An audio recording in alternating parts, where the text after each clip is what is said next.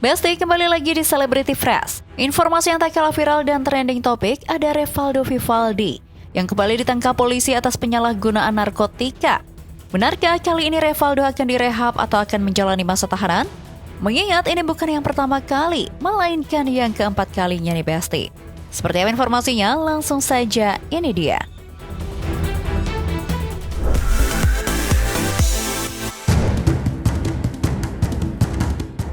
Besti, lagi-lagi dunia hiburan tanah air kembali diguncang kabar kelam dari penyalahgunaan narkotika.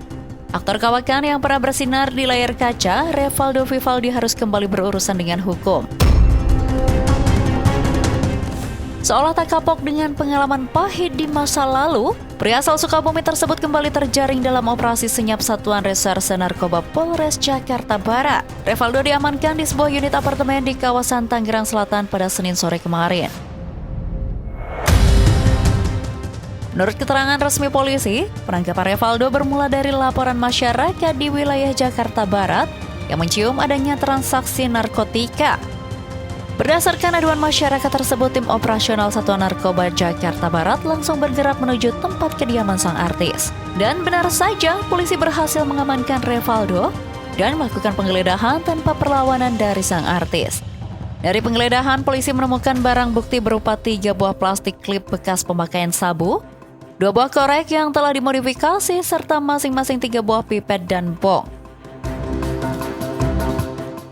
Tak hanya itu saja nih Besti, polisi juga menemukan sisa obat-obatan psikotropika berupa setengah butir alprazolam dan setengah butir Xanax. Yang cukup mencolok, polisi juga menemukan sebuah telepon genggam milik Revaldo yang disembunyikan di dalam rak sepatu yang diduga kuat digunakan sebagai alat komunikasi untuk transaksi barang haram tersebut. Satuan Narkoba Polres Jakarta Barat berdasarkan laporan dari masyarakat yang ada di wilayah Jakarta Barat adanya transaksi narkoba.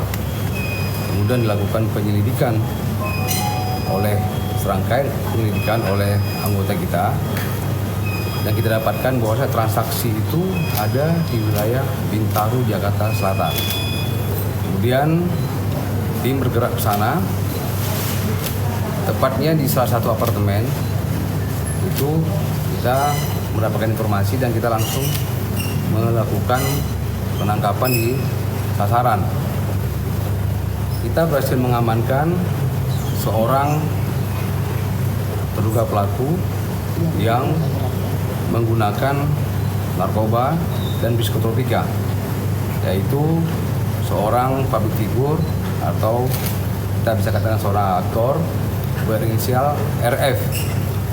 Dari tangan yang bersangkutan dapat disita oleh anggota kami, yaitu beberapa perangkat menggunakan narkoba seperti ada bong, ada pipet, ada korek api yang dimodifikasi, dan ada 2 bungkus plastik yang indikasi berisi sabu, dan 2 obat yang ada psikotropikanya seperti Xanax dan satunya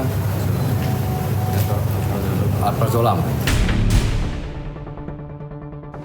Pada saat itu barang bukti yang kita temukan dia mengkonsumsi sendiri di unit apartemennya.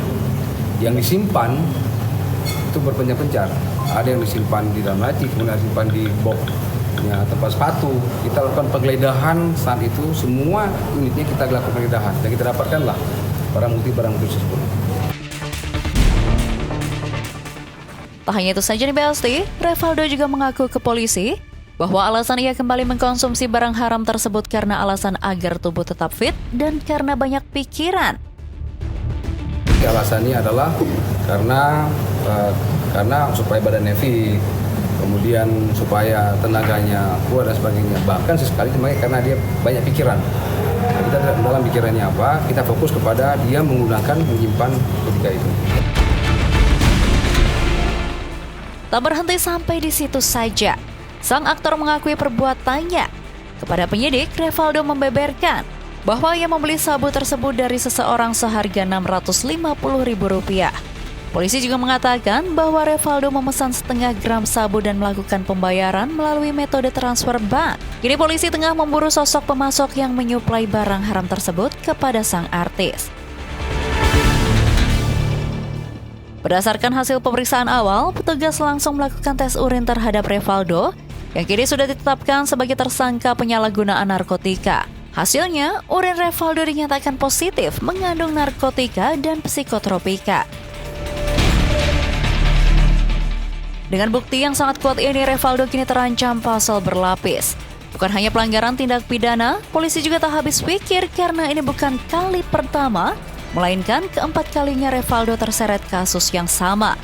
Melihat hal ini, polisi bersikeras ingin menindaklanjuti perkara dengan serius. Nah, setelah kita melakukan penyitaan dan penangkapan, yang bersangkutan kita bawa ke Mapolres Jakarta Barat, tepatnya di Satuan Narkoba untuk tes urin. Hasil tes urinnya positif mengandung narkotika dan psikotropika. Sampai saat ini sudah mengantongi penyuplai atau yang memberi atau yang menjual narkotika tersebut ke saudara RF. RF sendiri memesan narkotika ke orang yang akan kita kejar ini dengan cara memesan melalui online, artinya bukan online, memesan melalui via online atau via handphonenya. Dibelilah setengah G dengan harga 650.000 dan itu ditransfer ke rekening si pelaku ini. Saat ini pelaku telah kita amankan dan telah kita tetapkan sebagai tersangka dengan pasal yang berlapis, itu dengan pasal 609 KUHP, yaitu orang memiliki menyimpan narkotika, kemudian 127 Undang-Undang Psikotropika dan Permenkes nomor 14 2005 tentang menyimpan obat yang mengandung psikotropika tanpa izin. Artinya dia mendapatkan itu secara tidak sah atau ilegal. Yang obat tersebut mengandung psikotropika yang sangat berbahaya bagi tubuh kita. Kami sendiri telah berkoordinasi dengan Kasat dan Kanit. Kita akan terus menghukum proses ini. Artinya kita akan menegakkan pidana, ya. Karena rehab itu adalah tergantung daripada tim asesmen. Tetapi kami dari penyidik akan menyampaikan bahwa saya yang bersangkutan ini adalah perbuatan yang berulang. Menggunakan narkoba, menggunakan yang berulang menggunakan psikotropika. Nanti hasil daripada tim asesmen yang akan menjadi kesimpulan apakah yang bersangkutan akan direhab atau tetap menjalankan pidananya sebagai tersangka pengguna dan penyimpan narkotika. Seolah tak ada kata maaf atas perbuatan melanggar hukum tersebut, polisi ingin Revaldo segera ditahan. Usai ditetapkan sebagai tersangka. Kalau nanti sudah ada hasil yang badan sehat, kita akan melakukan proses berikutnya, yaitu upaya paksa penahanan terhadap yang bersangkutan. Kalau efek yang dari yang bersangkutan itu pada saat kita tangkap, ya mungkin banyak ngelamun kemudian banyak. Tapi dia tetap berkomunikasi kok sama kita, menyampaikan apa adanya tentang dia dapat dari mana, kemudian dia beli berapa, sebagainya. Tapi kadang-kadang ya selalu diam lagi gitu. Lantas, benarkah ini akan menjadi yang terakhir kali dan memberikan efek jera bagi Revaldo? Ataukah ia akan bernasib sama dengan Amar Zoni yang kini mendekam di balik dinginnya jeruji besi Nusa Kambangan karena permasalahan yang sama? Selanjutnya ada Lady Nayoan yang kehilangan sang ibu di tengah berjuang melawan kanker. Hingga Yurika Prastika yang sembuh dari kanker stadium 4. Seperti apa informasinya? Langsung saja, ini dia.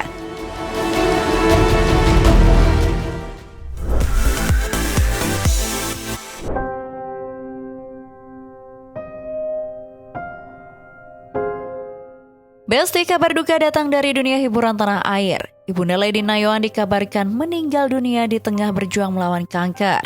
Kepergiannya meninggalkan duka mendalam bagi Lady Nayoan dan suaminya Randy Jarnet.